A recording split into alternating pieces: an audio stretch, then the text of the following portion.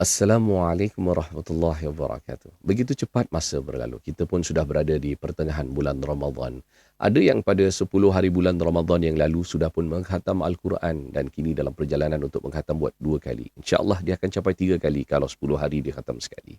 Ada yang awal-awal dah niat nak khatam Al-Quran 4 kali. Tapi seandainya kita sakit, kita terlepas jadual. Contohnya hari ini kita patut dah khatam 2 kali dah. Tapi kerana kita sakit, kita mungkin lemah, kita mungkin batuk, selsema, demam, lemah lah. Kita susah nak membaca Al-Quran. Yakinlah Allah maha mengetahui niat kita. Walaupun kita tak dapat laksanakannya, kita juga harus redha yang kita jatuh sakit bukan kerana kita malas. Tapi Allah Subhanahu Wa Taala nak uji kita. Dan kita yakinlah Allah nak bersihkan dosa-dosa kita. Walau apa pun, kita harus berusaha dan pastikan kita dapat yang terbaik di bulan Ramadan.